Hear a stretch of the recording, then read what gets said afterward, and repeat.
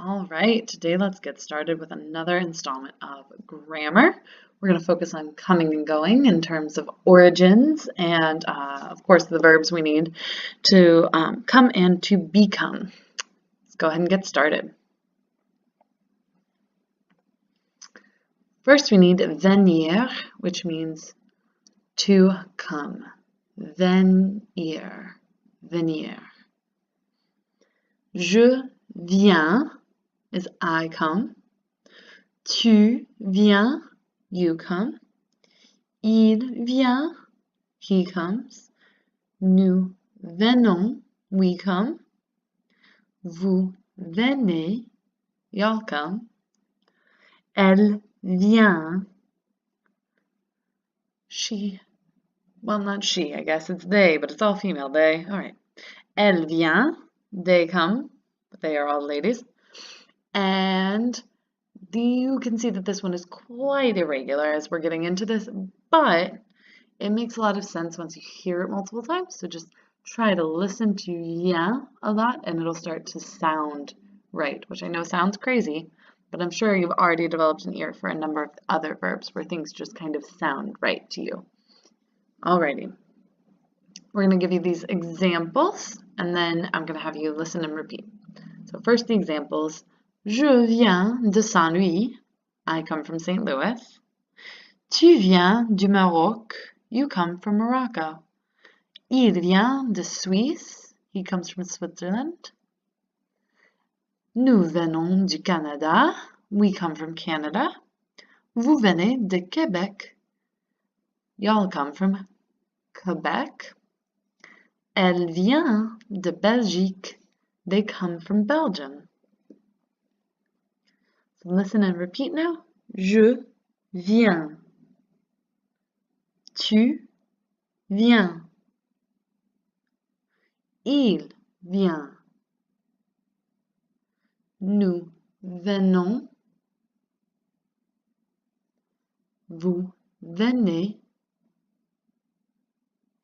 Elles viennent. Alrighty, now moving on to something that's going to look shockingly similar to this, devenir, which means to become, right? And so since they're so closely tied in English, it's not such a surprise. They're really closely tied in French, to the point that they conjugate almost nearly identically, which is going to work out for us pretty well, I think. So you have je deviens, tu deviens, il devient, nous devenons, vous devenez, and elles deviennent. So I'll go ahead and give you these examples and we'll do a listen and repeat again and then we'll move on. So you have je deviens gentille. I become nice. Tu deviens méchant.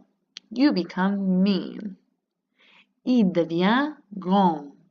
He becomes tall. Nous devenons super. We become super. Vous devenez intelligent. We become, y'all become intelligent. Or you formal, of course, would become intelligent as well.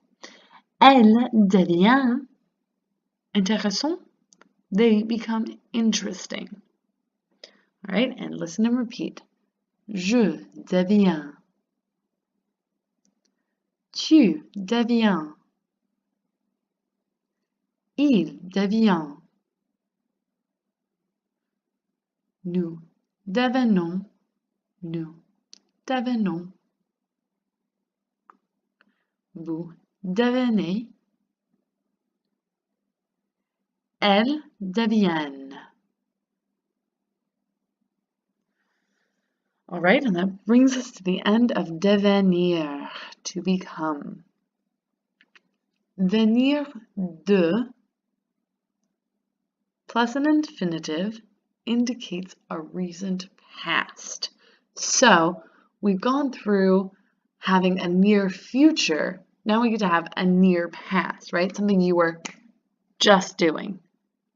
You are coming from doing it. Tu viens de. And so you conjugate venir include de and then use a whole verb. So if I was just dancing, je viens de danser. Again, I just finished my homework. Je viens de terminer mes devoirs. Je viens de. You can see how terminer, to finish or to terminate, it's left alone. Like you don't change a thing about it, and that is super important. And vient matches je just as it should. And that is a whole new tense. Congratulations, you can now speak about your past with grammatically correct sentences. Je viens de. All right, so when we're talking about where we're coming from, there's a really complicated system in French for describing places. And so you're going to grasp it over time, but it will take time. So don't think you have to catch this all this first time. We'll keep practicing it in class, and there's a lot of it. So just stick with me while I talk through it. So, vous allez à New York. You go to New York. Great. À, meaning to here, is correct because it's a city. So somewhere we're coming à Saint-Louis, also correct. À Chicago, correct. À Paris, also correct. So you can go à to any city. And then if you're going to a country, you would say nous allons au, and then the name of the country, particularly a masculine country, such as Canada or Mexique or Morocco. Those are all masculine countries. Exciting trick for you for gender. All of the countries that end in E, of course, except Mexico, are feminine, so they wouldn't use O. Instead, they would use, wait for it, we'll get there. Tu vas aux États-Unis. Anything that's plural needs AUX, making it plural, like the United States. Back in the day, we referred to our own nation as these United States, so this does make sense in one regard. But for feminine countries, like I was alluding to earlier, you get to say en. Il va en France. Il va en Allemagne. Il va en Angleterre. All of those end in E, and are feminine nations. They take on the en. Masculine nations take the O, and then plural nations take O with an X. Aux États-Unis. Yeah, I know they made it extra complicated for apparently no purpose, but it does help you to hear the differences in the gender and know where people are going more clearly. Because if you were going to Mexico City, you would use a, but because you're going to Mexico the country, you use o. And so this does indicate some meaning in this grammar, if that makes it feel better for you. Now, if we're coming from somewhere, you usually use de. Je viens de Saint-Louis. Now, you can say this in the sense that I am from St. Louis. I come from St. Louis. Je viens de Saint-Louis. Or I am coming from St. Louis in the sense that I arrived in New York and I was previously in St. Louis. Je viens de Saint-Louis. And there isn't a difference between those two in French because there isn't a progressive tense. And so if you were presently living in St. Louis and you're from St. Louis, then it's, of course, got both meanings tucked into it. I'm coming from St. Louis whenever you're in New York. But if you are coming from New York when you're coming home to St. Louis, and you're only in New York for a short period of time, you still say, Je viens de New York. Now, if it's a place you're coming from that's masculine, like a country, for example, Senegal, you would say, Nous venons du Sénégal. Again, this works with origins, or if like I was visiting Dakar and I need to come home, Nous venons du Sénégal.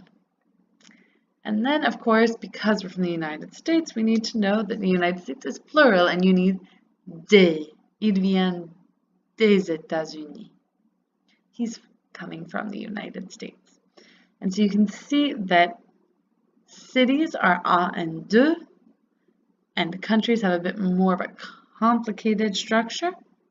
For feminine countries, you can say de or de la.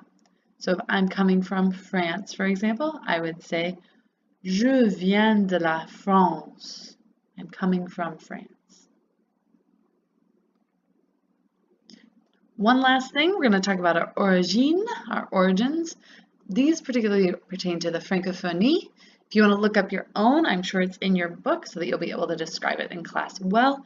We're just going to cover kind of the grammatical things that go along with this because it's complicated a little bit, as per usual, because origins are usually described with adjectives, and our adjectives are a little different in French. So if I am from le Vietnam, I'm a Vietnamienne with an N because I'm a lady. If I were a man, I'd be a Vietnamien. So le Vietnam, les Vietnamiens, or les Vietnamiennes. It's all ladies. Le Canada, les Canadiens, les Canadiennes. Those ladies have that double N-E. S, and then you have la Belgique, which of course is Belgium. And the people who come from Belgium are les Belges. Les Belges. And lucky for us, men, women, all the same word for once. Same is true for Switzerland rather. La Suisse become les Suisses. Le Senegal has les Sénégalais or les Sénégalaises. La Tunisie has les Tunisiens and les Tunisiennes. Le Maroc has les Marocains or les Marocaines. And last but not least, la Côte d'Ivoire has les Ivoiriens and les Ivoiriennes. And so you can see that in these, it's very typical to add that E or double the N and then add the E for the feminine form to come out of the nationality.